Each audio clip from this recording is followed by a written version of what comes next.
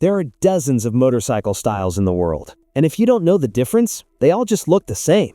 Two wheels, an engine, a guy riding off into the distance.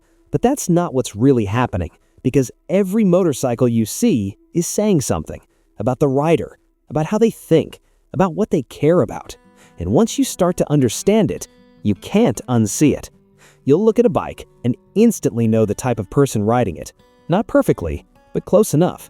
And by the end of this video, you will too. I'm going to break down every major motorcycle style, what they are, what makes them different, and more importantly, what they say about the people who ride them. Because this isn't just about motorcycles, it's about identity. Let's start with the most obvious one, sport bikes. These are the ones people usually think of first. Sharp lines, aggressive stance, built to go fast and look fast standing still. Everything about a sports bike is designed for performance. The riding position forces you forward. The engine is tuned for speed. The entire machine is built with one goal in mind, to go as fast as possible. But here's the part most people don't say out loud. Sport bike riders, they don't just like speed, they chase it. There's something about pushing limits, about knowing that one small mistake could cost everything, that attracts a certain type of person. These riders aren't looking for comfort. They're not thinking about long-distance rides or scenic routes. They want intensity, adrenaline, that moment when everything else disappears and it's just you, the machine, and the road in front of you. To them, riding isn't relaxing, it's a test. Then you have naked bikes. At first glance, they look like sport bikes that are missing something, because they are. No fairings, no extra plastic, just the raw machine exposed. And that's exactly the point. Naked bikes strip away everything unnecessary. You still get the performance, you still get the speed, but without all the flash. The riding position is more upright, more controlled, more balanced. And the people who ride them, they usually know exactly what they're doing. Because choosing a naked bike is a conscious decision. It's saying, I don't need the full racing look to prove anything. They still enjoy speed, but they don't need to scream. Now we slow things down. Cruisers. Low seat, long wheelbase, relaxed riding position. This is the bike most people picture when they think of classic motorcycle culture. It's not built for speed, it's built for presence. Everything about a cruiser is designed to make the ride feel effortless. You're not leaning forward, you're leaning back. Almost like the bike is carrying you instead of the other way around. And the riders, they're not in a rush. Cruiser riders don't ride to get somewhere faster.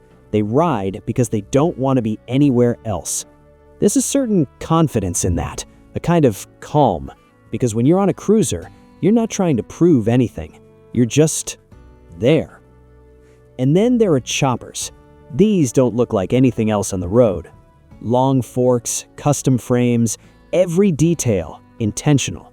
Choppers aren't mass-produced machines, they're built. And that changes everything, because when you build a bike, you're not just choosing parts, you're creating something that didn't exist before. Every decision reflects you, your taste, your mindset, your vision. That's why chopper riders see things differently. To them, motorcycles aren't just machines, they're expressions. And riding one feels different too. It's not as smooth, not as predictable, but that's part of it, because choppers aren't about perfection, they're about character. Then you have bobbers. If choppers are about extending and exaggerating, bobbers are about removing, stripping everything down to the essentials. No extra weight, no unnecessary parts, just the frame, the engine, and the ride. Bobbers have this raw, minimalist look, almost unfinished, but that's the point. They represent a different kind of mindset, one that values simplicity over excess, function over decoration. Bobber riders don't want more, they want less. Less noise, less distraction, just the pure feeling of being on a motorcycle. And in a world where everything is getting more complicated, that kind of simplicity is different. And then, at the other end of the spectrum, you have touring bikes. Big, heavy, packed with features. At first glance, they almost don't feel like motorcycles anymore. They feel like something else entirely. But that's because they're built for something different. distance. These bikes are made to go far, not just across the city, but across countries. Hours turn into days, days turn into journeys. And the riders who choose touring bikes, they're not chasing speed, they're chasing time. Time on the road, time away from everything else. Because to them, riding isn't a moment, it's a lifestyle. Adventure bikes, or ADV bikes, tall, rugged, built to handle almost anything. These are the bikes that look like they could ride across a continent without stopping, because that's exactly what they're designed for. On-road, off-road, doesn't matter. They're built for freedom. Or at least the idea of it. Because here's the truth. A lot of adventure bikes never actually leave the pavement. And that's not a bad thing, because the appeal isn't just what they do, it's what they represent. Possibility. The idea that at any moment you could turn off the road and just keep going. No plan, no destination, just movement. ADV riders don't just ride for where they are, they ride for where they could go. Then you have dirt bikes, lightweight, aggressive, built for chaos. No mirrors, no comfort, no unnecessary weight, just pure control. These bikes aren't meant for smooth roads. They're meant for jumps, for mud, for losing traction and finding it again. Everything about them feels unstable, and that's exactly why people love them. Because riding a dirt bike isn't about control in the traditional sense. It's about mastering unpredictability. And the riders, they're a different breed. They're not chasing aesthetics. They're not chasing attention. They're chasing the feeling, that raw, uncontrolled energy that most people would try to avoid, where mistakes are part of the process and falling is expected. Now we shift again. Cafe racers. Low handlebars, vintage styling, clean, intentional design. These bikes don't scream for attention, they draw it in quietly.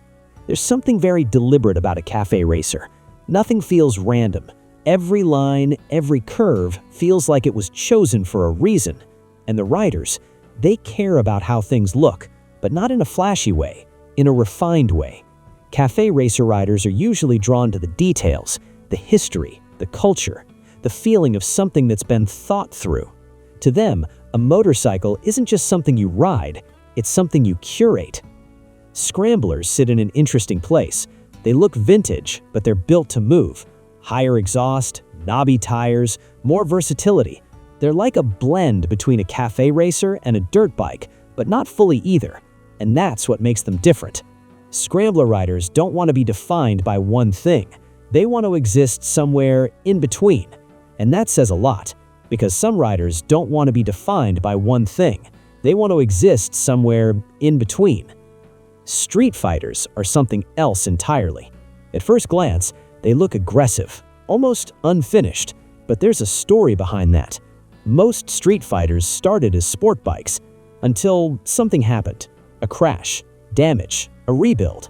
And instead of restoring them back to the original, they turned them into something new. Stripped down, exposed, more raw than before. And that transformation is what defines them. Street fighter riders don't just buy bikes, they adapt to them. They take something broken and make it better, or at least make it theirs. There's a certain mentality behind that, because not everyone wants perfection. Some people prefer something with a past, something that's been through something and came out different. And finally, electric motorcycles. No engine noise, no vibration, no traditional feel, just instant power, silent, almost too silent.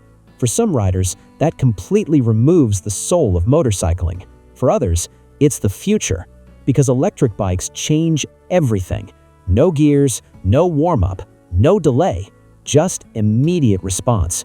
And the people who ride them, they're not attached to tradition. They're open to change. They're curious about what comes next. Because while most riders look at motorcycles as something rooted in the past, electric riders are already thinking ahead. At some point, every rider goes through this phase. They look at everything, sport bikes, cruisers, choppers, all of it, trying to figure out what fits. And at first, it's confusing. Everything looks good. Everything feels possible. But over time, something starts to click. One style stands out more than the others. Not because it's better, but because it feels right. And once that happens, you stop seeing motorcycles the same way. You stop looking at every bike and start recognizing your bike. Because the truth is, the motorcycle you ride isn't random. It reflects how you think, what you value, what kind of rider you are, and whether you realize it or not, people can see that the moment you ride past them. Because in the end, it's never just a motorcycle. It's you.